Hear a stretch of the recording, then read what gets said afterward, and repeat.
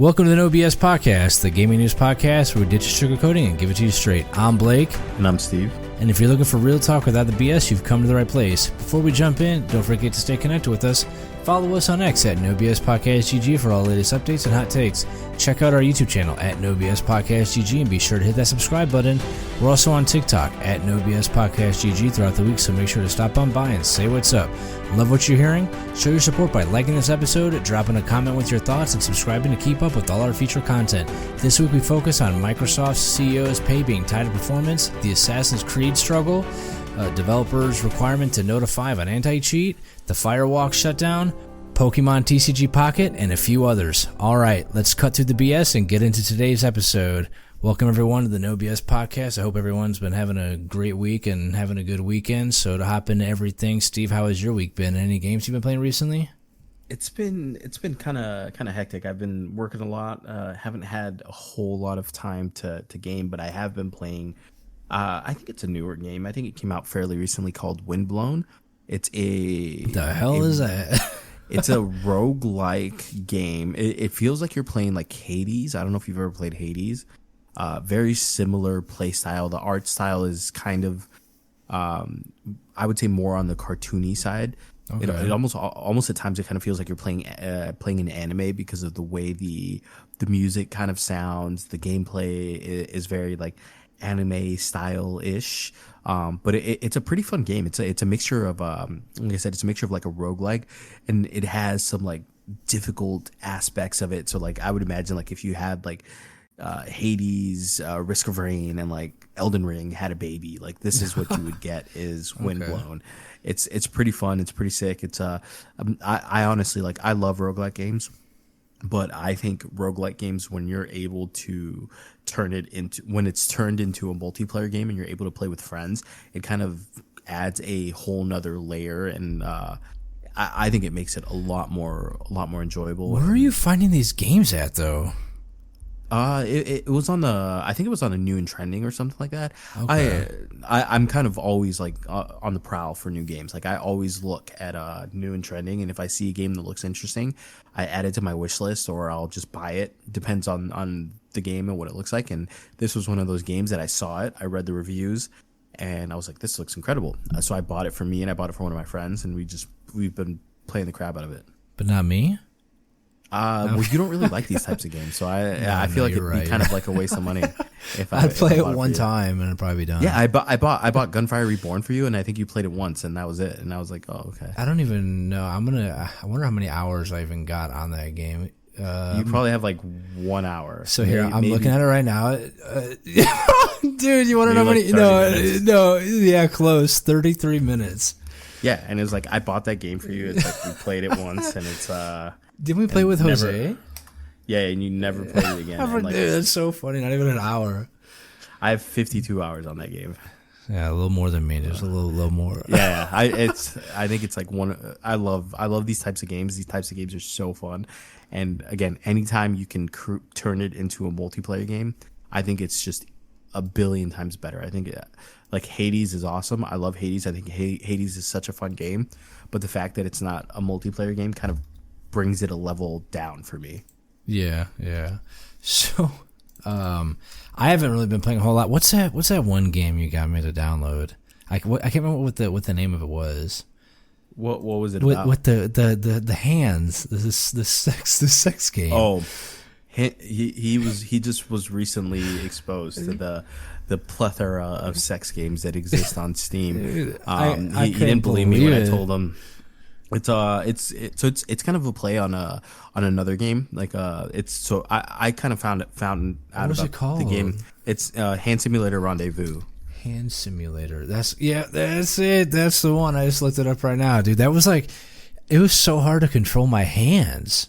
Yeah. There's another I don't know if it's the same developer, but it's called Hand Simulator, and that's how I found out about this game, the one that you have, Hand Simulator Rendezvous, because so Hand Simulator, it's like it's what it is.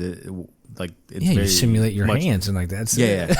But you have like you can play like Russian roulette, or you could play like you build a gun. So it's not all just sex and playing with your penis or boobs. The hand simulator one, yeah, but Yeah. the rendezvous one, that's a whole nother different beast for sure.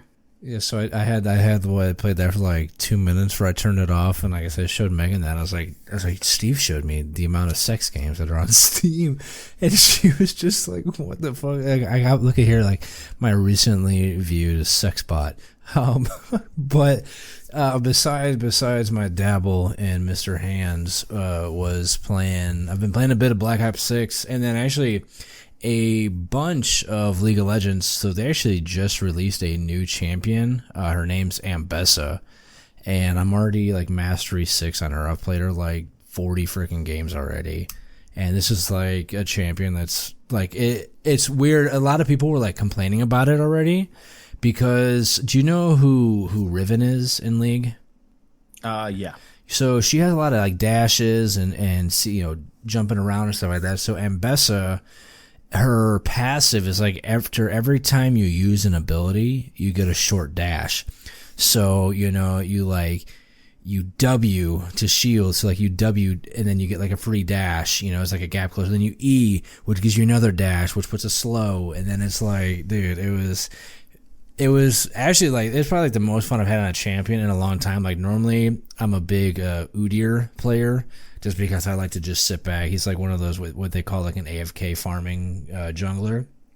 But like Ambessa, dude, it was quite a bit of fun, dude, to check out the new champion. Usually it's like you don't really get much of an opportunity the first couple weeks that a champion is out to play him because everybody's wanting to do it. But if you do play League, I'm sure just hop in a quick play and just make that like your first priority champion to play. And 90% of it, so if you do quick play, you can like choose 2 roles and 2 champions to play. So like I would choose like jungle Ambessa and like top Udyr, whomever, and whichever my first pick was, which was Ambessa, I'd get that like 90% of the quick play games I got launched into. So besides that, to hop in everything, man. So an article put out about the CEO of Microsoft, Satya Nadella. He's having his pay revised coming up in 2025, and it's actually going to be tied a lot more to Xbox than it's ever been before. So like it's not tied to the actual like sales or like the anything like hardware related, but more along the lines of how well like the games and services do. And I didn't really realize this, but I guess that's like not really anything new in this world. Like you have like not even like gaming related, but like you have like major companies like Exxon, John Deere, and then you have Meta, whose their executives' pay is more tied to performance rather than it is like a set salary. So like me personally, like I think it could be a good thing, especially for Microsoft, as like they've really fallen behind PlayStation in the console wars and just really haven't been performing as well as Sony. And I think this will like make like a really good push for the company to maybe start focus on prioritizing, improving its games and services. So do you think like income tied to performance is a good thing? I mean, executives will always have their pay kind of tied to how the company performs, and then if the company's public, a lot of the times your pay structure kind of comes with stock options and other things like that kind of allow you to kind of not necessarily have all your money tied to a salary per se. The crazy thing, which I kind of found out after researching this, is that Microsoft Xbox's division is actually up 50% year over year, which is crazy. Like when you think about it, like you're like how you were saying, like we kind of feel like Microsoft or Xbox as a whole has lost the console wars, but in the background, it does kind of seem like they've been putting all their eggs into cloud gaming and into basically allowing people to play Xbox games and Xbox without necessarily having an Xbox, which I think exposes them to a whole different audience, which is great. So on that note, real quick, do you think that there are more PC users than there are Xbox? Like, I guess people who purchase like an Xbox console. I definitely would say there's more PC users than people that have an Xbox console, but in terms of Xbox players, it's hard to say because, again, like them adding the ability to play Xbox games on a TV or a Fire Stick is crazy. Like that's insane. Yeah. Like just kind of thinking about it, like if I didn't have my PC and I was looking for a way to get into gaming, and or say you're a parent and you don't have the extra funds to purchase a console or to purchase a PC or to purchase anything like that, it's a pretty small investment to go in there and just pay $20 a month. And now your kid is able to play every new Xbox game that comes out without, because there's a shit ton of games on there too, like a shit ton. Yeah, and they're definitely investing and going hard into that option. They also kind of stated how they want to kind of incorporate AI a little bit more into this, and really have a kind of almost like a similar type of service to what like Spotify is, where you have your AI that's kind of recommending you these types of games based on the types of games that you've played, kind of building your library up, and almost have the Xbox cloud system be your kind of like hub for all types of media gaming. That's freaking badass. So do you think like more companies should do like performance based, like that performance based pay, or? Well, everyone, like I said, almost every company that you will look at, your CEO's pay is tied very heavily to performance. I thought it was more like I thought it was like more salary based, just like no. I don't know, it was based on performance. I mean, I know you got like stock options and shit like that, but I thought it was more like a set salary. But most people will rather take would rather take a pay style that kind of incorporates performance, because the possibility of making more is there when you have like, usually you will have in a sense, like you'll have a base salary, but a lot of the time you'll take like 50% in like stock options or 50% in performance incentives, stuff like that. Your bonus, a lot of the times your pay is, you're not necessarily thinking about just your base pay, but you'll have like he probably has like a $10 million, $20 million bonus.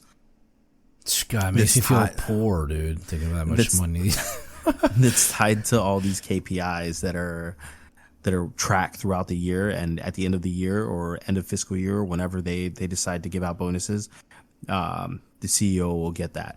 And that's usually why you'll see like you tend to see layoffs at the end of the year, or even sometimes, depending on when their fiscal year is or when their bonuses are, it usually always kind of comes around that time when it's bonus season, because you're trying to save as much money as possible and make the company look better than what it actually is, just so your executives are still able to kind of get their bonus. And I think that's actually what happened.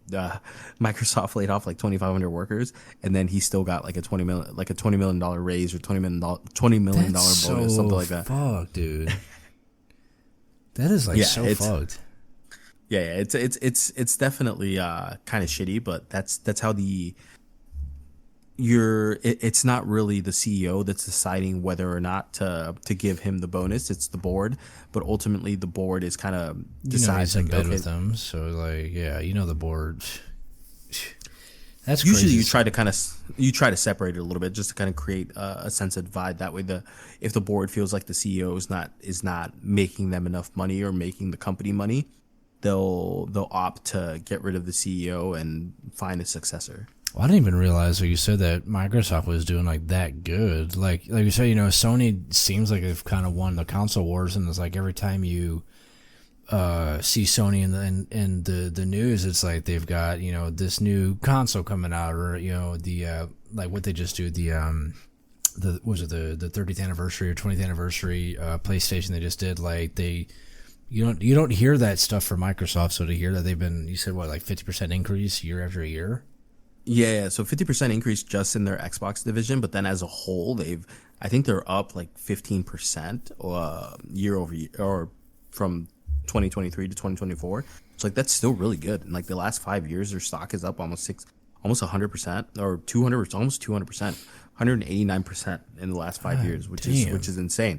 And again, like all these companies are kind of putting their eggs in different baskets. They're not necessarily going all into one thing. I know Microsoft is investing very heavily into AI, and then they're actually trying to get involved in nuclear energy too, which is pretty cool. What? Yeah. I'm pretty sure they bought 3 Mile Island, which is like this. That's a whole nother like deep dive that we can kind of get into. But yeah, there a lot of companies are betting very heavily on nuclear energy because it is the cleanest energy that you can have. And I think people are starting to realize that solar isn't really the way. Wind energy is not that great, and it's not sustainable to kind of continue to just rely on fossil fuels. Jesus, I didn't realize they were doing all that stuff.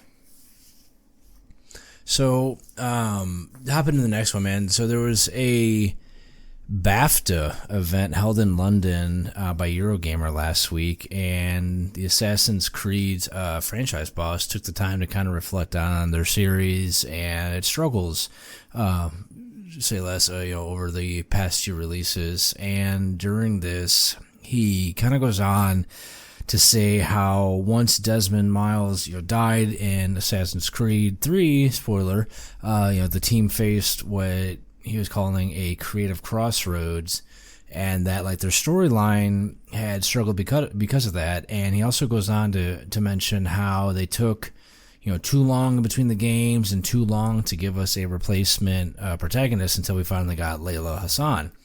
Now he mentions, which is a good thing, that moving forward now, their goal is to put the history back at the center of the player's experience and to restore that balance that its franchise was known for. So before we go more into that, do you think that I know you're a big Assassin's Creed player, right? You've played them? I wouldn't say I'm a big Assassin's Creed player, but I've definitely played the games. Okay, have you played all of them or just have a few? No, I've played a couple of them. Okay, so do you think now this, because like this kind of, before I did this question, so I was gonna say, do you think killing off Desmond was a bad idea? Because it almost reminds me of like Walking Dead, when they killed, like when you kill off a main character, like when Glenn died, the viewer base for like Walking Dead like got cut in half. So do you think like killing off main protagonists of these games is a bad idea, and that could have been like a big reason why they really struggled after that?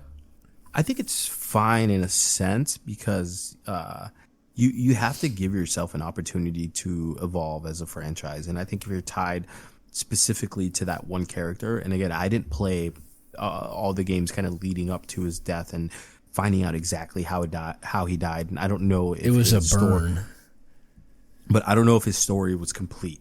So yeah. That's what I'm saying. Like, I think once you kind of get to a point, like the character story is already over, story's done. Like I play a lot of, like, Uncharted is one of my favorite franchises of all time, and Nathan Drake is such an iconic character. But again, at the end of Uncharted 4, you kind of feel like his story is already written. You feel like his story is done.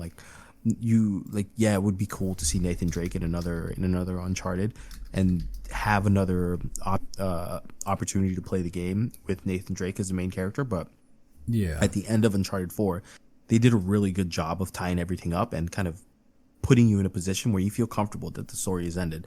So if they were to re-release another, and I know they did another version with two women, and I didn't play that game, but again, like, it gives them an option to kind of go a different route or maybe introduce a different character. But at the same time, it's like ultimately it's not necessarily the same game at that point. Like, you're not really telling the Assassin's Creed story, and I think that's kind of why they went the route with like Valhalla and the Black Sails and all this other stuff, like trying to kind of different. Trying to introduce new characters and new things and kind of say like, okay, the Assassin's Legion kind of goes a lot farther than what it was in the past. But I know one of the biggest issues that a lot of the players had, it's in the older games, the current timeline where Desmond and whoever else was kind of involved was kind of a big part of the story. And once you kind of get thrown into these new games, like I don't know if you're necessarily really thrown into the current timeline anymore. I think you're just kind of stuck kind of all in over the place. Yeah, you're just like stuck in the back now. You're stuck in the past. So like if you're playing Valhalla, you're stuck in Viking time now. You're not really necessarily going back and forth like you were in the older games and kind of seeing how the story progresses and getting a little bit more information and ultimately finding out what the whole point of the game is. Like now it's just like, okay, this is this. And so it doesn't really feel like an Assassin's Creed game. at that So point. do you think a lot of it too is like, let's just use like your Uncharted 2, right? You get kind of attached to Nathan Drake, like you said, if they were to do like the one with like the two women, it feels almost like a new game. So do you think like people like you get too attached to the main character? Because like realistically, like these single player games, you know, you do get attached to the main character. That's like the whole point like of the game. So do you think that could have been like a big thing too? Like, okay, well now it's not the same game because I'm not playing Desmond. Now I'm playing, you know, Layla, or now I'm playing this person, you know. And it took them, I guess it took them a while to really introduce like another main, you know, main protagonist. So, you know, kind of, I guess it bounced all over the place. I haven't played Assassin's Creed in a while, but that's, you know, something I was reading on. It was that they thought it, you know, kind of taking them forever to get to that. I think so, because like I said, you really do get attached to that main character, and that's a large reason why I didn't play the last Uncharted game, was because one, it didn't have Nathan Drake in it. Growing up, like Nathan Drake was Uncharted for me. So seeing an Uncharted game that didn't include Nathan Drake to me kind of didn't necessarily feel like I was playing Uncharted. Yeah. Even though like it got great reviews, the gameplay was probably the same, the gameplay was probably incredible, the story was probably great. It just was something different for me, and not anything that I was really necessarily interested to play, because it was probably going to soil. It may have soiled whatever love I had for Uncharted, and I felt something very similar with The Last of Us, with Last of Us 2. When they kill off Joel in the beginning of the you're probably 2-3 hours into the game, and they kill off one of the main character for the previous game, for Last of Us 1, you kind of feel some type of way, and you're like, okay, what's going on? Like, why would you kill off the character that you've been playing? You played for the entire whole last game. You saw him kind of grow and become what he became, and you grow attached to this person. So at the end of, and I guess spoilers, but like this game's been out forever. So at the end of the game, where you end up finding the person that killed Joel, and I'm thinking that I'm going to have the option to avenge Joel and kind of end the story. And okay, this is good, but she ends up not deciding not to kill her. Like that kind of ruined it a little bit for me as well too. So do you think with Assassin's Creed, like if they kind of return to their roots, that they'd have a chance of turning their franchise around? Because I know like they haven't been doing really good. I think I was reading like the last like really well taken game was Unity, I think it was.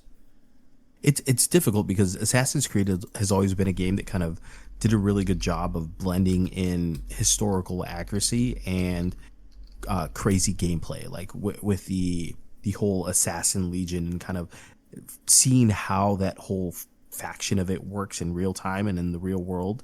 It was always super interesting, like getting the ability to kind of bounce back and forth and kind of regain your memories as you're progressing through the game, so you can solve whatever mystery you're trying to solve was super interesting, and it was different.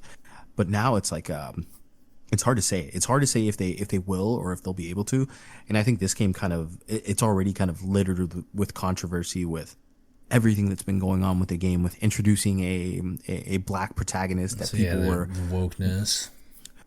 Yeah, and again, like especially when they try and say like that this franchise holds historical accuracy at like crazy high levels, and they want to be historically accurate, but also kind of add layers of newness to history and kind of make it a little bit more interesting, just so you're able to kind of live that assassin's lifestyle. It's kind of weird, especially because like one of the persons that they hired to be their like history consultant or whatever kind of just lied about everything that he was saying, and kind of said like, okay, this is there was a lot of controversy around them selecting Yasuke as the main character, and Japan as a nation was very upset that that's who was selected to portray a samurai. And it felt, again, like people felt like it was very forced, like you're just trying to throw, you're talking about samurais, a nation in Japan that has a very, very rich history, where you could have very easily thrown a Japanese samurai and just made it some generic Japanese samurai, and people would have been fine with it. But it felt very forced and very purposeful that they threw in a black character just for the sake of throwing in a black character. Yeah. And then they tried and kind of state that this was like historically accurate, that this character was such and such, and then it was kind of found out to just be a blatant lie, and people were very upset about it. So is there anything that they could do that would bring you back to the game, or no? It's hard. Like unless the game is just incredible, and right now it doesn't look great. Yeah, it's the gameplay looks kind of wonky. It's tough. It's very tough, and Ubisoft has not been doing great in terms of what they're releasing and the games that they've been putting out. And I think we've talked about it we've talked about it a lot. Like I think this is ultimately Ubisoft's last opportunity to really regain their fan base, because they have some of the best IPs in history. And they're fucking them up. Yeah. So it's like I think a lot of the people that enjoy playing these games are kind of tired, and if this game isn't great, if this game isn't incredible, I think you're going to see a lot of people just kind of turn their backs to Ubisoft, and anything that they release going forward will probably not get received well. No, yeah, I could definitely see that too. So before we get into our next topic, don't forget to stay connected with us on X at NoBS Podcast GG and on YouTube at NoBS Podcast GG. Also be sure to rate and review us on Apple Podcasts and Spotify. So there's an article put out about with Valve saying that they want their developers. That their developers and players, have been asking for better ways to disclose the presence of an anti-cheat software in their games. Now, Steam has actually required all developers to close when their games have what is called a kernel mode anti-cheat. And for those who don't know what a kernel mode anti-cheat is, it's basically, an anti-cheat that runs at like the deepest, most layer of your operating system. Now, the developers don't have to disclose if they have anti-cheats on their game, if it is, server-based or client-based. It's only if it's this kernel mode anti-cheat. Now, do you think this is a big deal? Do you think that like developers should have to disclose if they're at the kernel, at that kernel level, or what's your thoughts on that? I think it's important to know when games are embedding these things into your computer without you knowing. Like, I think it's different when you play a game and it's and you're instantly kind of notified, like, hey, there's this anti-cheat that you need to install, and you basically can't play the game unless you have this. And that's part of the thing. Like, I hate when games kind of force you to have these anti-cheats on, because a lot of the times they don't interact well with if you have any kind of protection system. So whether it's an antivirus, firewall, a lot of the times like games like I used to play a lot of FIFA and a lot of like NBA 2K, and a lot of EA games specifically are tied to, like, they have a kernel based anti-cheat system, and I would have to disable my firewall, disable my antivirus just to be able to play the game, because if I had any of these types of protections enabled, like, I wouldn't be able to play it. Like, it would just instantly just crash, and I'd just be stuck in a forever loop. You're not able to play the game in offline mode, and I'm not one to, like, I don't play these games online against other players. I just play it against friends sometimes, but usually I'm playing like solo, single player, story modes, etc. So to kind of be forced to, like, okay, now I have to adjust my system to be able to play these games is kind of crazy to me. One of the things too that it does kind of sound like Steam is kind of just throwing up a middle finger to these developers, because there was a big issue with Linux based systems and being able to run a lot of these games on Linux, and that's what the Steam Deck kind of runs off Linux. So it's very easy to create cheats and all these different things when you're running on Linux. Like, it's almost like unlimited amount of cheats that you can run when you're running things on Linux. Yeah. So a lot of these game developers, and I think it was EA specifically with Apex Legends and other games like that, they basically said, we're not letting these games, if you have Run Linux, on those OS. yeah, if you're running on Linux, like, you can't play these games. So basically it made the games unplayable to people with the Steam Deck. So Steam kind of said, like, okay, you're not going to let us do this. Okay, we're just going to tell everyone that you're embedding this software on everyone's computers.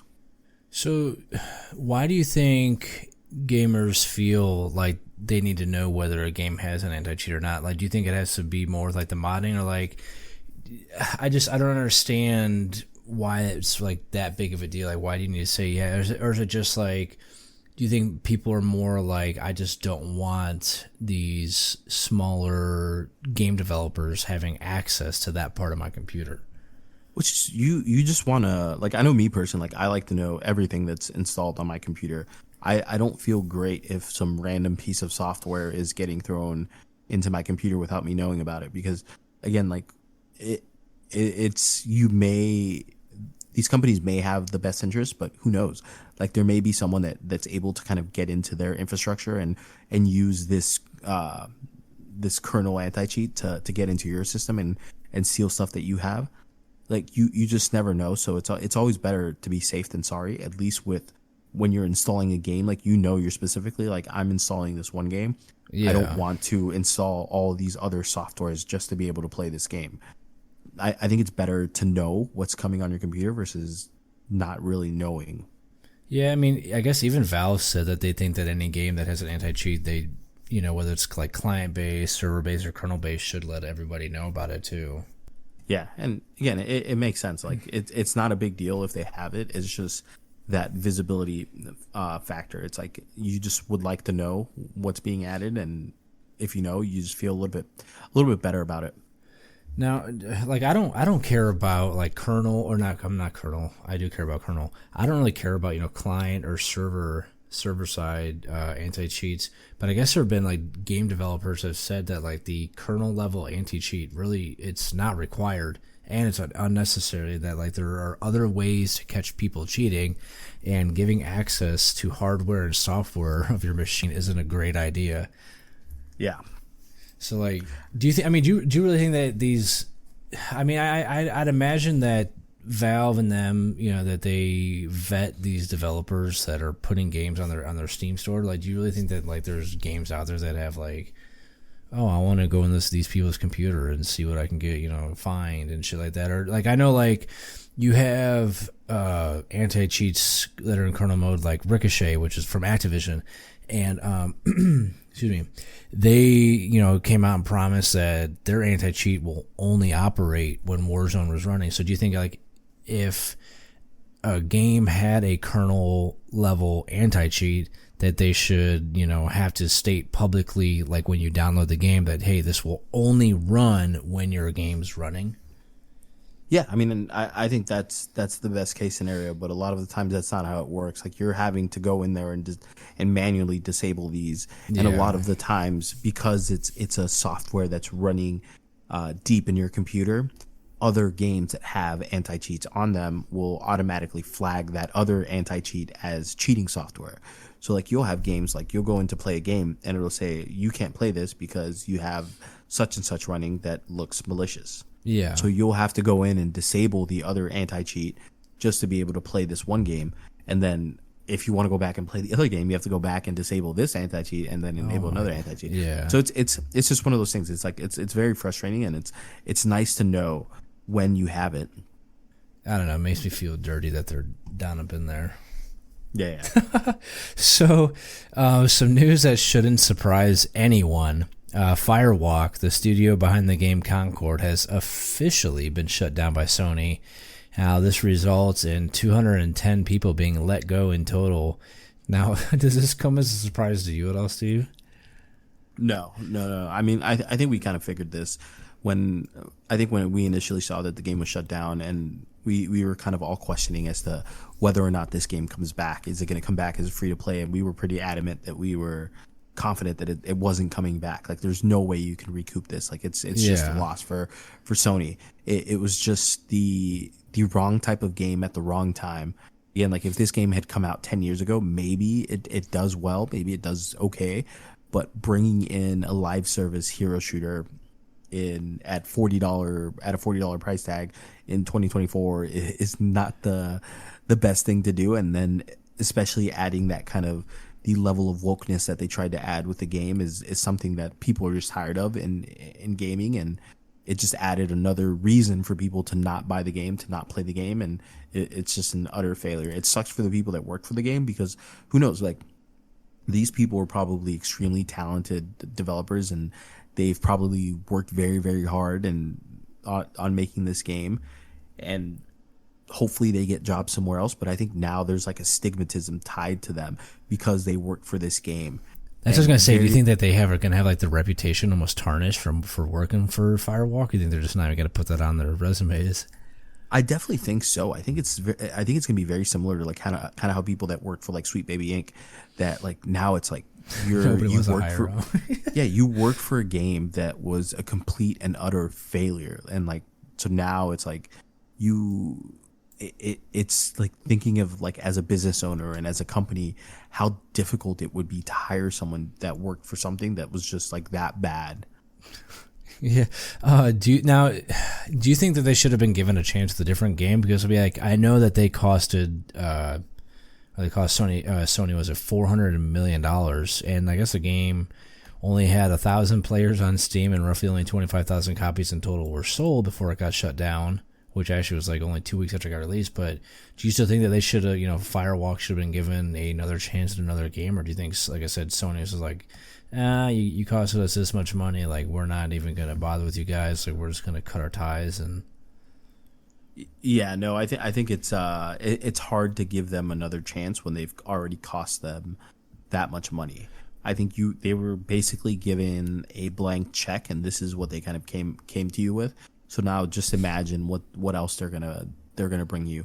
And I think one of the really bad things with this studio, and I guess there was a level of toxic positivity where you were basically shunned from the organization, and you were treated terribly if you had any kind of negative comments surrounding the game.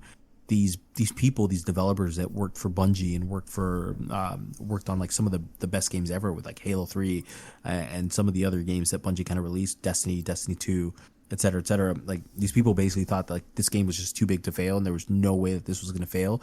So anytime any negative remarks were made about this game within the organization, it just felt as like a stab in the back, and it's like just nothing could come with it. So did you ever get a chance to play it or like look at gameplay footage of it? I saw gameplay footage and it didn't look bad. Like it looked good. I thought it actually looked good. Yeah. The gameplay looked cool. It looked fun. Again, like I think the biggest thing that kind of really derailed it was the price tag and that whole character models.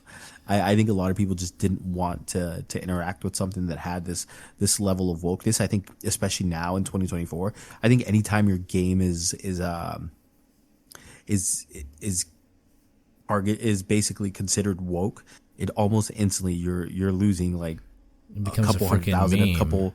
Yeah. You're losing so many consumers just off that label itself that I think developers have to start looking at this very heavily and say like, okay, if we're going to add a level of wokeness, it needs to be something that's not just kind of thrown into your face and just like that, because it needs to be like a Baldur's Gate, and not where it's Yeah. not shoved down your freaking throat. Yeah. Otherwise you're just instantly, it's like people just won't want to touch your game at all. Yes, I was watching some gameplay footage of it, and I was like, man, like kind of like how you said, like if this game would have came out years ago, like I think it would have actually done pretty good. I think the graphics actually looked better than freaking Overwatch. Yeah, it's just hard to compete because, like, again, Overwatch has been out for 10 years. So if you're an Overwatch player, why would you play this game when you've already invested 10 years of your life into this one game that's very, very similar? The games are almost, in terms of gameplay, very identical. Yeah. So it's like, why would I pay $40 to play a game that I could play for free? Yeah, no, I agree with you. So before we get to our next topic, don't forget to stay connected with us on X at NoBS Podcast GG and on YouTube at NoBS Podcast GG. Also be sure to rate and review us on Apple Podcasts and Spotify. So Nintendo and the Pokemon Company released Pokemon TCG Pocket on October 30th, and according to their numbers, it's been proven to be a huge success. Now, there's an estimate, according to an analytics firm, that in the 2 weeks that the game has been out, not even 2 weeks, they've already made over $12 million and are making roughly $3 million per day. Now, they said that it's being placed ahead of Pokemon Go, which, surprisingly, I didn't know this, brings in around $1 million daily. and I guess approximately 45% of TCG Pocket's revenue comes from Japan alone. Now, I'm not really surprised with how successful it's doing, given just how like popular Pokemon is. So you've played it. I downloaded it today actually, and I was like, it was kind of cool. It brought me back to, what was it, like elementary or like middle school days of like playing Pokemon, because like I'm sure you saw on there, like you have the option to like battle, and in the future they're going to give you an opportunity to trade. What do you think about this game now and how successful it's been? Yeah, I mean, similar to you, it was kind of like I definitely saw it just instantly being a hit. Like I figured people would love this game. Well, I knew anything with card opening, dude. You were about to be all over it. Yeah, I mean, I collect Pokemon cards. I love opening packs. Like, it's one of my favorite things in the world is to just have a box of Pokemon cards, a box of whatever, and just open up packs and look for rare stuff or shiny stuff. Like, it's just so it's awesome. Kid, dude.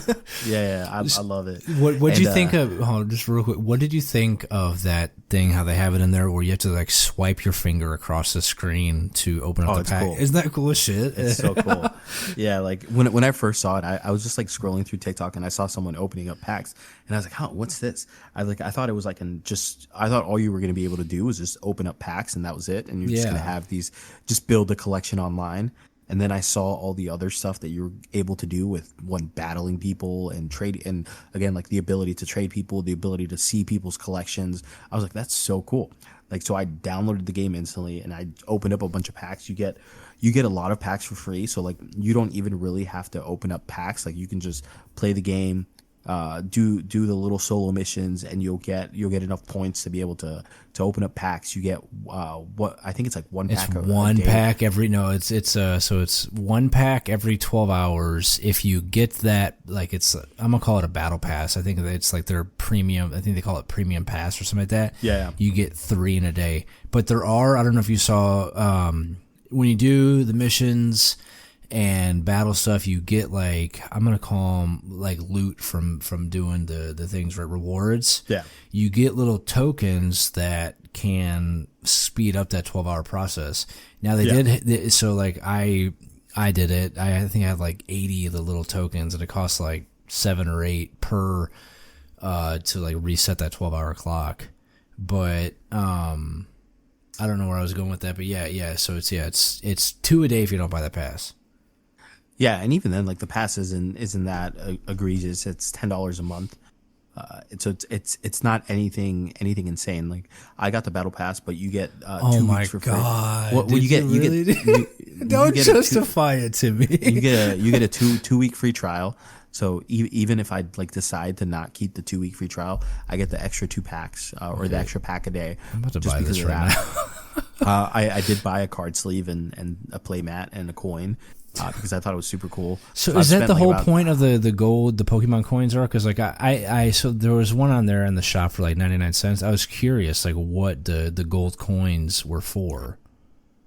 So you're talking about like the actual coin, or Pokemon Gold? Or sorry, Pokemon Gold. No, so the Pokemon Gold is how you buy packs, basically. Like, once you get to a certain point, like, you can't use those little, if you run out of tokens, you can use gold to speed up the time to open up more packs. So gold and those little token things are ways that you can buy packs. So you can earn the tokens throughout playing the game, but you can also purchase in-game currency, the gold, to speed it up a little bit more. The really cool thing too is they limit to how much gold you can buy per day. Oh, I think really? I think it's like 700 gold or something a day, which is still a lot of money. But at the same time, it's like they do kind of put a cap as to how much money you can spend in the game, just to not have people just kind of blowing their entire. This is going to be a huge freaking success. Yeah, especially if they add a form of rank play into the game. I think people are gonna just eat it up. One of the things with Pokemon, it always just felt so intimidating in terms of like playing the actual game, the card game, because I never understood how to play the actual game, how the game actually played. And I think this does a really good job at like simplifying it and like making it like this game just seems super, super simple. It's like, okay, you get energies, you get 1 energy each game and you need, or each turn, and you use the energies to use your abilities, and that's it. And then you kill 3 of your opponents' Pokemons and you win the game. See, what I like too with it, like, so if you're new to Pokemon or unsure how to play the actual game, like if you saw in there, when you do the tutorial or the guide, I think they call it in here, that you actually get like a bunch of rewards for doing the tutorial and seeing how to actually properly play the game, which I thought was really cool. Yeah, like I've only spent money on like cosmetic stuff, and I have like around like 300 something cards. That's just from playing the game. And, yeah, that's just from playing the game and like not really purchasing anything, not outside of cosmetics. I bought the gold, but I have like 9 gold. I wanted to see what exactly it did, and I still like I'm sitting here on my phone when we're talking about this, just trying to figure out how exactly you use the gold. I think it's so you can open up 10 packs at a time, or open up 10 packs is how you use the gold for, or what you use it for. Because I thought the currency. So originally, like what I thought was that you would buy the currency, or that they would sell packs for the currency or whatever. But it's not like that. And actually, while looking at the shop here, you actually can only get 700. It's actually kind of cool. They put this little disclaimer at the bottom. So there's no more than 720 Pokegold can be used per day to reduce the time to open packs. So that means, which, like you said, so 500 gold is $100. So you have to, like, it is basically saying like you can only spend like $130 every single day, which is kind of ridiculous. But I also like how it says here too, like this game can be played in full without spending any money, but there are items available for purchase. So it seems like you really like. It seems like the gold is more for, maybe it's more just to speed up your time. You can't really like buy packs, outright with the gold. Yeah, people. It just gives an option to just do a little bit more faster. People that are kind of impatient, but again, like you said, you have the ability to get everything without spending a single dollar if you really wanted to. So I was thinking about this too, real quick. So they don't have this available yet. They have trading going on in the future, right? I know right now you could just battle, and they give us an option to trade. So do you think that there's going to be a time that we're able to sell these virtual cards for real money, back and, or for real money currency and so forth? Like people are going to be like, oh, I really want that card. Oh, well, I can trade it to you, but I'll sell it to you for $100. Huh, that's interesting. I wonder if they do implement something like that, because that is a big aspect in the actual TCGs. Like you have the ability to just buy the card if you just want the card. Yeah. Who knows? Like maybe I think having, again, like it adds a level of collectivity. Like maybe there will be some monetary value that's kind of thrown in there, but that'd be interesting to see if they add a marketplace like that. I was thinking about that, and I was like, I hope to God that they don't. I mean, I just hope they're gonna get that idea. They're gonna listen to this, and they're gonna be like, oh, we could set up some sort of like marketplace where people can sell their cards. They might. Who knows? So, do you think that this game is gonna be as successful or more successful than Pokemon Go? 100%. You think it's going to be 100% more successful? Yeah. 100%. I think you don't have to leave your house. Yeah. That's one of the biggest reasons why I didn't really get into Pokemon Go, was because you had to leave your house. Like I remember I would sit in my apartment. I would be laying in bed trying to just catch whatever Pokemon I could. And then people at work were telling me, it's like, oh no, you have to go to all these places. You have to go to the hotspots. You have to go this, and this. And I was like, oh, that's fucking stupid. I was like, I'm not building my day around fucking going to find Pokemon. This again is super simple. Like you don't have to leave where you're at. Like I know we were joking about it earlier, but this is like my meeting game. So like when I'm on calls that have like nothing to do with me, or just pointless calls, like Zoom calls that really don't go anywhere. Yeah. I'm sitting there playing Pokemon. I just bought the frickin' pass Well, you get it for 2 weeks for free. So it's if you decide you don't want to use it, you feel like you're not getting anything, you just cancel it.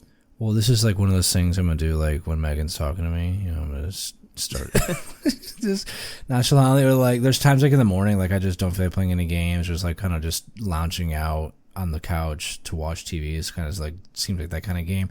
I think it would be really cool though if like I was saying a few minutes ago about being able to like sell cards and stuff like that. Like I said, because like I said, you can battle people from all over the world.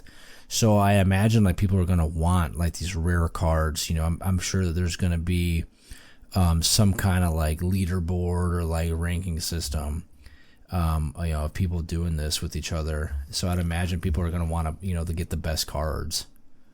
Oh yeah. I think that's the next step. If they add some sort of ranking, it's just going to blow up like crazy. So you think that this is going to be more successful than freaking Pokemon Go? Like I said, I liked Pokemon Go. I played it for a while there. I think it came out back when I was in the Army. Now, yeah, I think it was in the Army. Do you remember how like you used to be able to, people would drive around and do be able to hit all the gyms and all the other stuff, and they made it to where you couldn't be moving. So like I hated how like you could be like a passenger in a car and you couldn't even do it. Yeah, and again, it added. They had to add this because people were driving around trying to catch stuff and were being very unsafe. There was like people that were walking off like cliffs and all this other stuff. Fucking Darwinism, bro. Yeah, yeah. This is it was insane, but I think there's going to be something, whether they make it, whether it's ranked play or a way to show off your collection and get some sort of like flares from other people. I think people are going to love that because again, like people love collecting Pokemon cards in general. Like there's the Pokemon card business is booming. It's huge. Like people just love everything about it. And I think we saw it with the success of like TCG Card Shop Player Simulator. And it's like people were putting mods to be able to have Pokemon cards instead of the types of cards that the game itself had. Yeah. It's like anything that has to do with that, and it's awesome. And then it adds like a level of like gambling too, because it's like you're opening up packs, you're paying money to open up these packs. People love watching that. People love watching people open up packs and see if they get something good, see how excited they get. It's super cool. Well, as soon as I saw the option of opening a pack, like you're like the first person I thought of. I was like, there's no way Steve has not downloaded this and like played a shit ton of it already. When I first saw it, I was like, okay, yeah, I'm in. Yeah, well, I'll trade you some of my cards here when they make it an option. So, Dragon Age: The Veilguard. I guess there's been a lot of political preaching going on in the game, and Forbes put an article out kind of bashing Dragon Age. So the game only came out on Halloween of this year, and they were going on in this article saying that usually the best way of convincing someone of your point of view is generally not to force it down their throat, and it is a shame that the developers of this game did it. Now, this game, I guess, only has like a 27% approval, and the author of this, this article kind of went on to say that in the beginning of the game, it didn't seem too woke or anything like that, and it mostly felt like they were just kind of giving you, more choices, when you made your person, and more freedom in the game. However, there came a point in the game that has been rightfully mocked on social media. Now, I've never played this game, but I have seen the cutscene that was getting mocked. So, I don't know, real quick, have you seen the cutscene, Steve? Yeah, I've seen it. Okay, so for anyone who hasn't seen it, this cutscene was pretty much, it's just like a conversation between the characters in the game, and one of the characters, she uses the wrong pronouns of a person. They go, "Oh, I'm sorry, they there," and the character gets up and goes to the other side of the circle and starts doing push-ups as a way of punishing themselves, basically saying like, "Oh, in our group, this is what we do. When we do something wrong, this is what we do." And I could see why it kind of became a meme, as it's just really, they're like shoving, again, this wokeness down your throat. And I don't know about you, Steve, but me personally, like, I'm over this whole woke movement anywhere. This whole woke movement, it's literally everywhere. And I think I can speak for a vast majority of people when I say, stop forcing it down people's throats. So what are your thoughts on this? Do you think it's like way too, preachy with everything, or? Yeah, and I think we talk about this all the time. I think whenever it's kind of just forced down your throat, and the issue that I have is when, again, I have no issue with people being trans, people being gay. I have friends who are trans, I have friends who are gay, but at the same time, when they're trying to kind of force feed their ideology on you, and if you don't agree with what they're saying, you're instantly the bad person. I hate that. I think gaming is one of those things it's open for everyone, and having the fact that now it's like you're forcing people to have to play these characters that they may or may not agree with is not great. It's not a good way to kind of create that immersion that people like. People like to play games to escape reality, to whether they had a hard day at work and they just want to dive in and just play something, just forget about work. Like it's awesome. So whenever games and companies do this, it sucks to see. And again, we're seeing this over and over again. And we talked about this earlier with Concord. People, like, as soon as a game is labeled as woke, like, less and less people are inclined to want to play it, whether or not the game was good or not. Like, again, like some of the reviews that you see for Dragon Age, it's weird because it's very mixed. Like, some people are saying this game is great, some people are saying this game's terrible, but at the same time, like, the gameplay looks fun. Like, if you're into these types of RPG games, like, I'm sure you'd enjoy it.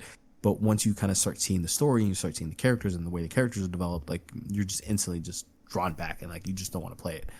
So why do you think these games or these developers are putting like this amount of wokeness in here?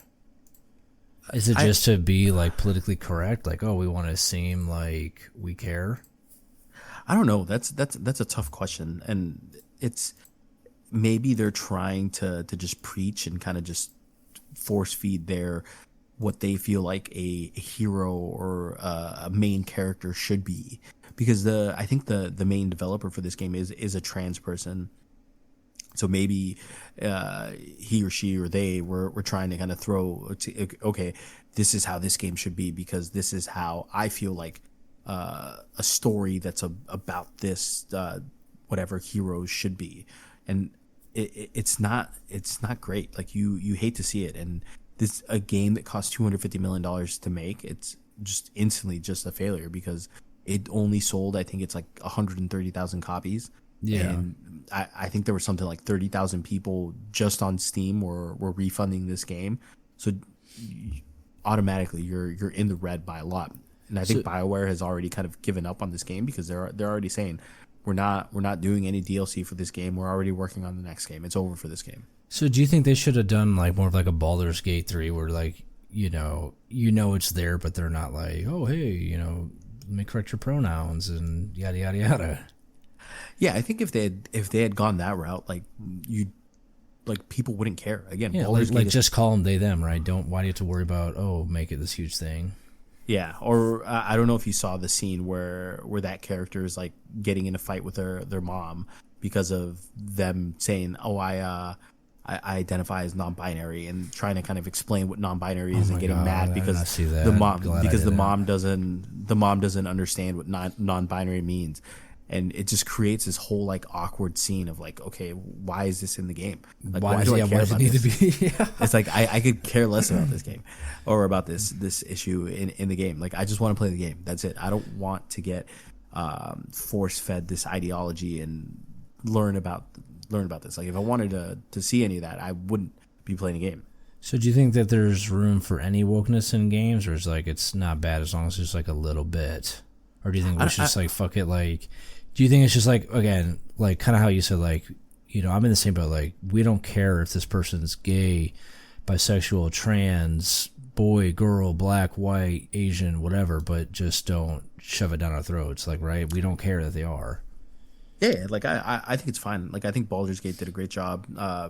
It's fine. Like there's no issue with having it in there, and I think the only issue is when you kind of make it a big part of the game, and now it's like all of a sudden you have to watch this interaction, like making this a cutscene, and who knows if they might even not let you skip the cutscene. Maybe. I would be so fucking pissed, dude.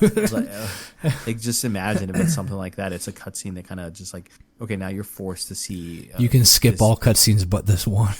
Yeah, like that would just be crazy. But it's tough to say because there's games that do it well and there's games that don't do it well, and just kind of the whole reason to have a game is being woke and having this in there. I think that's when you see games get portrayed negatively. Well, it's funny too because, like you said, there's games that do it well, there's games that don't, and the games that don't do it well are the games that have been shit on, like freaking, Suicide was it Kill Justice League and this game.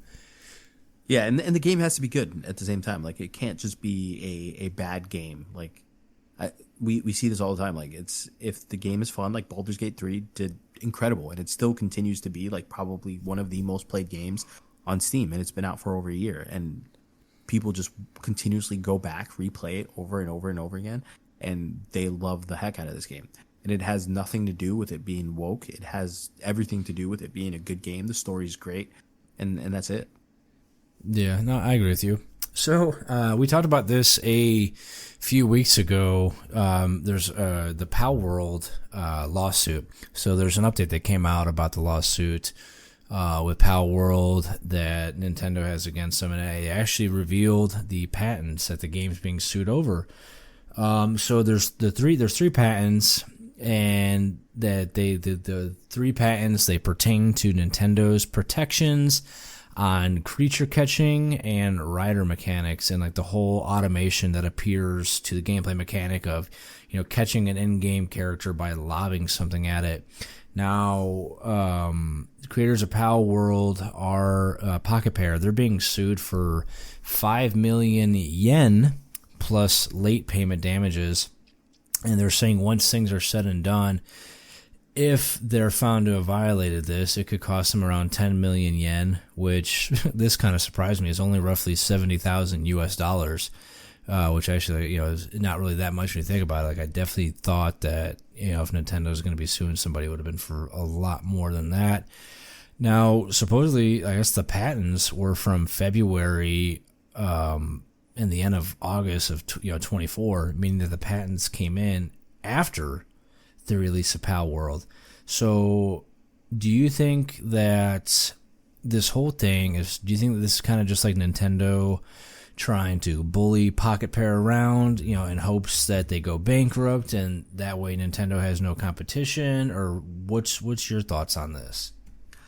I mean, in a sense, like when Palworld was first announced, like everyone was basically saying this is Pokemon with guns. Like it is very, very similar, and I'm definitely surprised that it took Pokemon this long or Nintendo this long to file a lawsuit with them. But it's very weird when they didn't file the patent until after, and who knows, maybe they had the patent beforehand and they just kind of let it lapse, and maybe that's Pocket Pair or Pocket Pals out to this lawsuit, that there was no patent when they created the game, and there was no wrongdoings. Who knows what Nintendo's kind of trying to shoot for, because the amount of money that they're suing for is really not anything outrageous. I know. I thought it would have been a lot more, right? Yeah, it's fine because they probably made way more from the game sales itself. Like they're probably completely fine, and they're probably just going to pay it and settle out of court just to kind of avoid any of these issues. Yeah, so like I know that Pocket Pair too is like say that they have enough money to last them like the whole lawsuit. So kind of curious where it's gonna go.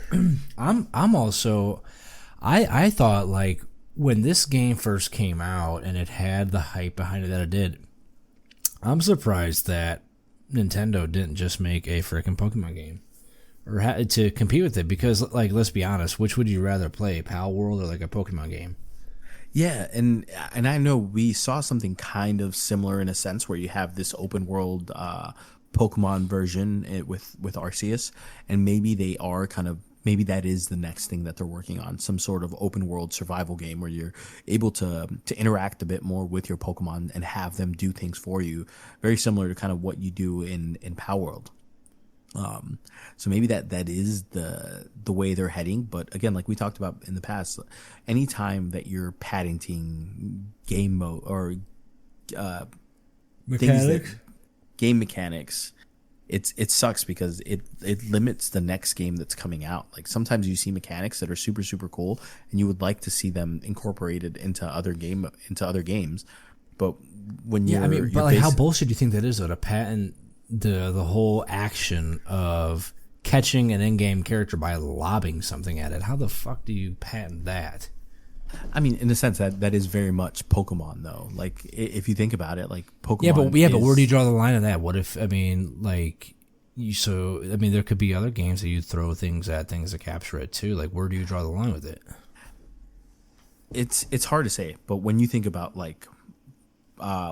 throwing a ball or throwing something to capture a monster, you automatically think of Pokemon. I think that's very much a Pokemon thing, but it's a gray area. It's like, what can you patent? What should you patent? What should you not patent in terms of game mechanics?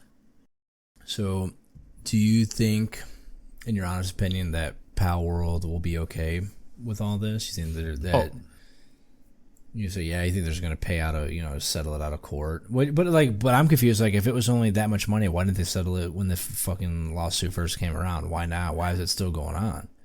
I think there's probably more to the story, and there might be more that they're not able to really talk about at this point. So that's what I'm thinking. I think there's a lot more involved. There's probably more things that they're looking at, and we're going to hear about it probably within the next couple months.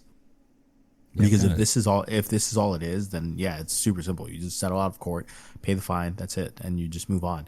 Maybe Nintendo is trying to say you need to get rid of this game mechanic from your game because it just can't be a part of it. And if you continue, how else are you gonna catch the things? Throw fucking nets at it or some shit? Maybe. I mean, maybe they can think of something to do that. Maybe, who knows? So, which would you, if Pokemon came out with a game like this, which would you rather play, Palworld or Pokemon? I mean, Pokemon 100%. Yeah. It's the thing. It's like you know the IP, you know the characters, you know all the Pokemon already. So it's like, if you have an open world survival Pokemon game, like I guarantee you, like people wouldn't even think twice. They would just instantly flock over to a Pokemon game. Make Pikachu my little workhorse, slave. I say slave, but I didn't want to say that. Make my little sex slave. Anyway, so before we get into our last topic, if you're enjoying this episode, don't forget to stay connected with us on X at NoBS Podcast GG and on YouTube at NoBS Podcast GG. Also, be sure to rate and review us on Apple Podcasts and Spotify. So, Twitch has a new policy making it where if you're talking about like politics or anything that they deemed controversial, that your stream had to be flagged. And I guess this was happening for LGBTQ plus streams where that, LGBTQ plus was being discussed.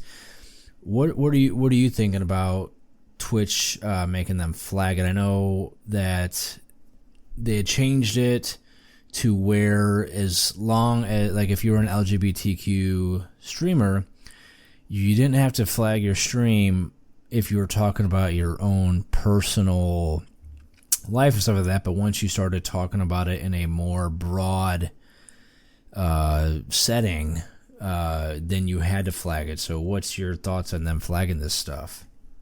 I think it's good. I think it's one of those things where it's like there's a lot of kids that watch Twitch. I think especially now more than ever, like the amount of kids that are sitting there watching Twitch, like you see it. Like if you interact with people that are under the age of 15, a lot of their personalities are built around the Twitch streamers or YouTubers that they watch, and kids are very personable. Like you can, and this is kind of why I kind of stand more on the way it's like I dislike when teachers are able to kind of say, okay, we need to talk about pronouns, we need to talk about all this.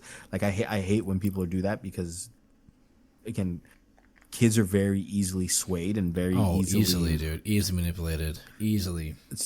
So when you have all these things and you're throwing this information to people whose brains are still developing, like it's weird. And again, I think it's perfectly fine to flag it, but at the same time, it's like it's one of those things where it's like, where do you draw the line? Like, what's controversial? Yeah, because now you're kind of adding that layer where it's like, now you're saying being gay or being trans is automatically controversial, and I think that's where the issue kind of initially arose, is all these creators that are trans, that are LGBTQ, or just instantly they feel like they're kind of thrown into this weird pocket where, like, now all of a sudden just being alive is controversial for them, and it makes sense that they feel some type of way because they fought for a long time to have the rights that they have now. I think for the longest time there was such a stigmatism to being gay. I think even when we were growing up, it was still very weird for people to come out to being gay. Like, now I remember when you came out to me. Yeah. But it was weird back in the day. It's like, if you knew someone that was gay, you're just like instantly, you're just like, oh, what? Like, yeah. But now it's like, it's completely normal, and it's just one of those things. But at the same time, it's like, I understand why they're doing this, because their Twitch is losing a lot of money, and I think the biggest reason they're losing a lot of money is a lot of their top streamers are very controversial and not necessarily ad friendly. The whole politics thing, I think that's great. I think it's great that they're saying, like, when you're clicking onto a stream, that this person's going to be talking about politics, this person's going to be talking about this. There was a recent suspension of a bunch of streamers because they were being very anti-Semitic and just talking bad about it. I don't know if you saw that, though. No. The one streamer who basically said that all soldiers and military people deserve to have PTSD. Oh, you're talking about Mia Khalifa, the porn star? No. This was someone else. Oh, I was gonna say, I know that chick freaking went on a rant saying that same exact shit too, saying they deserve PTSD and stuff.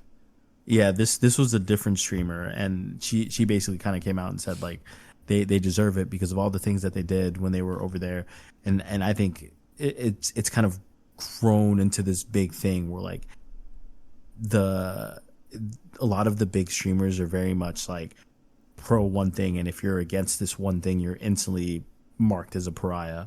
Yeah, no, I agree with that. Yeah, like, see, I don't know, like, I don't necessarily think that they should be flagged. I think that Twitch should do something kind of like how Roblox did it, where when you make your account, you have to set up an age, and only certain, topics or things like that with, like, certain tags you're able to be viewed upon. Now, I guess I don't know how that would work though. Like, because you could watch streams too without even logging in. So I guess, like, yeah, like, where do you really, like, draw the line over what's controversial and what's not? Yeah, it's hard to say. And again, it's very weird for people's identities to be considered controversial, but at the same time, like, you don't want that rhetoric just kind of being constantly thrown at someone who may or may not be confused at, like, age of 8, 10 or whatever, and now all of a sudden they think they're trans or they're gay or whatever, just because their favorite streamer is gay or trans, and now their whole identity is revolved around this. Yeah. I do agree with, like, the whole, if you're talking about your personal life, like what you had to deal with, that's totally cool. But if you are, I don't call it preaching, but, kind of preaching it to everybody, like you said, like, these younger generations their minds are very easily manipulated. And I'm not saying that necessarily in a bad way, but like you said, they watch these shows, they watch these YouTube videos, and they sort of build who they are based upon these people that they're watching. And it is very scary. Like, I don't know. Like I said, I have a 7-year-old daughter. There's things that she says, been doing this damn skibbity bullshit, dude. And like, there's like little things like that, that she says, but it's just like, where does she get that? Where do you think she gets that from? She gets it from the YouTube videos that she has watched, or whatever. So like, yeah, I don't know for me. Yeah, and you kind of get to the point where it's like you have streamers that are very openly supporting terrorist groups like Hamas and saying like, oh, Israel's Jewish people deserve to die, et cetera, et cetera. And you're seeing it in colleges where people that have nothing to do with the war, and just because they're Jewish, they're getting attacked, they're getting jumped by people just because it's like, okay, you're Jewish, or you're instantly you're a Zionist, and because Israel is attacking Palestine or whatever, and that's the thing. That's like where you kind of have to start to realize it's people are doing this because, one, their favorite creators are just openly supporting Hamas and openly saying Palestine is in the right and war is bad in all aspects, but at the same time it's like you're involving people that have nothing to do with this, and just because they're part of this one race and one religion, automatically they're instantly just bad guys, bad people, and that's not good. So let me ask you this: instead of like where they have to be flagged and stuff like that, do you think that Twitch should make it to where you have to log in to be able to watch somebody stream? I wouldn't say that's a great idea, because at the same time you're limiting the audience that you get. Some people don't like the logins. Yeah, but I don't think it even counts your viewers. If somebody's like, if I were to sit here and pull up a stream, I don't even know if it would add to somebody's viewer count if I wasn't logged in. But I think they would still get the ad revenue in a sense. Like, I think that makes sense. I think if you still pull open a stream and you're not logged in and you're watching an ad, you're still, Twitch and the creator are still getting the ad revenue for it. Yeah, I think that way. I think it's perfectly fine, and maybe they do kind of force people to log in if they're watching certain creators because they want that age verification, or they want something like that. Maybe they do something like that, but it's tough to say which route they go. I think Twitch as a whole is kind of burning money. There's a lot of people that are leaving. There's a lot of people that are not renewing their partnerships and basically forcing Twitch to kind of scramble because they're not making the ad revenue from those creators. I think you see more and more like big creators kind of moving to YouTube, or Kick, or even just staying on the platform, kind of similar to like Asmongold, where he refuses to be a partner. Yeah. So it's like all of a sudden Twitch is hosting this and losing on millions and millions of dollars that they could be making. Yeah, no, I agree. So anything else you want to talk about with this whole controversial flagging accounts, or? No, that's fine. Okay. So some upcoming games that look really good. Steve, you might want to pick this one up. The Farming Simulator 25 is coming out November 12th. You have Astroneer Glitchwalkers coming out on November 13th. The Lego Horizon Adventures is coming out November 14th, and a game that I didn't even know was coming out that looks actually really good called Ved is coming out on November 14th as well. And going through Steam, there are a bunch of games that if you're looking for something to play with your friends or pass some time by that are on sale right now. You have Metro Exodus at 90% off for $2. You have Icarus is 50% off at $17.49. Resident Evil 4 is 50% off at $19.99. You got It Takes Two, 65% off at $13.99. You got The Last of Us, 40% off at $35.99. Don't worry, I only got a few more here, but there's so many. Baldur's Gate 3, 20% off at $47.99. You got Age of Mythology Retold that just came out is 20% off already at $23.99. You got Battlefield 2042 is 92% off at $4.79, and Borderlands 3 is 90% off at $5.99. And that's it for today's episode of NoBS. If you enjoyed the unfiltered conversations, make sure to like and subscribe on YouTube at NoBS Podcast GG, and don't forget to connect with us on X at NoBS Podcast GG for the latest updates and more. Catch us on TikTok as well at NoBS Podcast GG. We appreciate you listening, and we'll be back next week with more straight talk, No BS.